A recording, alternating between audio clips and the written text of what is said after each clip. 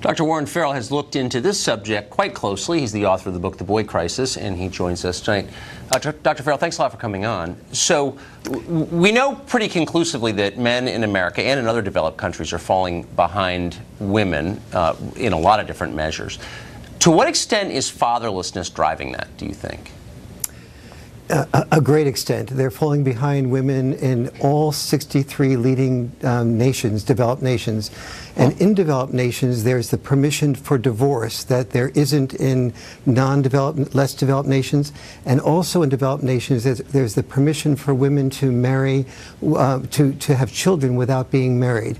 And that creates a huge division between boys and a division of boys who are with their fathers do quite well.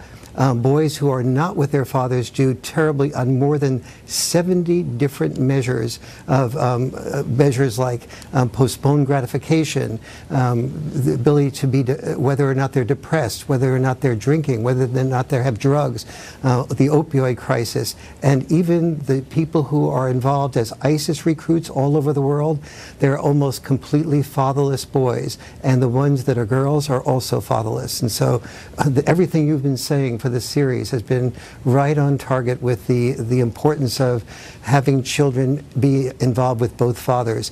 Mothers are doing a huge amount of wonderful hard work, loving and caring for their children. That's why they deserve the biological father to be involved. And when we tell the biological father, not only are you important, but the way that you father is important, the way that you enforce boundaries, the way that you encourage exploration, the way that you encourage kids to get up and try again, the way that you encourage adventure and risk-taking, the way that, that we can play together and create bonds. These are the things that mothers need to communicate, because when fathers are asked for and valued, they come back into the picture. When they're not, they drop out. So it doesn't sound like anybody wins from fatherlessness. So if, you know, the trend is that fewer families are forming, more children are growing up without fathers at home, nobody benefits from that at all. Why aren't we sounding an alarm in this society about that, do you think? I think we've put so much focus, especially in the Democratic Party, on freedom for women. And freedom for women is a wonderful thing. I was in the board of directors of the National Organization for Women in New York City, as you know, for many years. But freedom for women stops when they make the free choice to have children. And then a different question has to emerge, which is what is best for the children.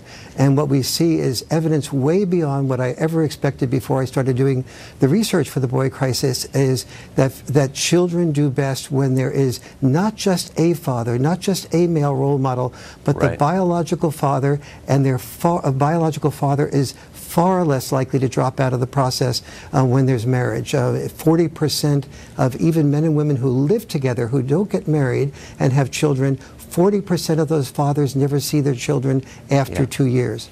Those are numbers that will offend people, but that's what the science tells us, and it's obvious all around us. I appreciate that, Doctor. Thanks for coming on and for that perspective. It's been a pleasure. Thank you.